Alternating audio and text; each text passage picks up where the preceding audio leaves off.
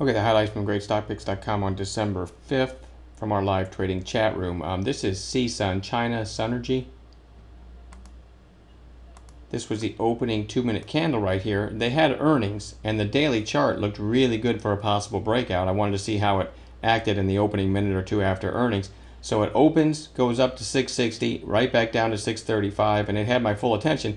And on the very next candle, again, these are 2-minute candles, it came right back up. I went ahead and typed out in the chat room, and jumped on the mic and said CSUN 661 with a 645 stop. That was my trade idea, and there you can see the trigger in the next 2 minutes. And look at that, it was off to the races. From 661, this ended up going to 762, so over $1 on a $6 stock, which is a huge percentage gain in one day. And you can see the stop never came close to getting hit. It was just where and when to take profit. So that was my best call of the day. One of our all-stars, one of our all-stars, Stephen B, called CME. I almost called him CME. Called CME. Give me a second here.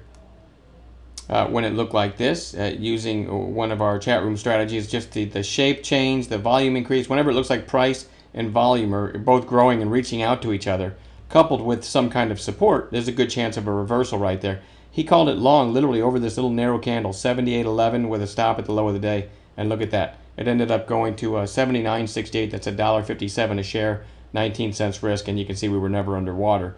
And if you go to the daily, you can see that 78 bucks used to be resistance. Right here, and so the fact that it was getting intraday shape down to that area, great place to look for a bounce, and a great call by Stephen B. And one other call I made was Yoku today.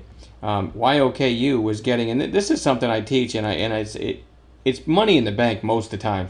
Whenever you have a stock that's made a long intraday run, or even in the case of Yoku, really the last 2 days, it's made a 2-day big move.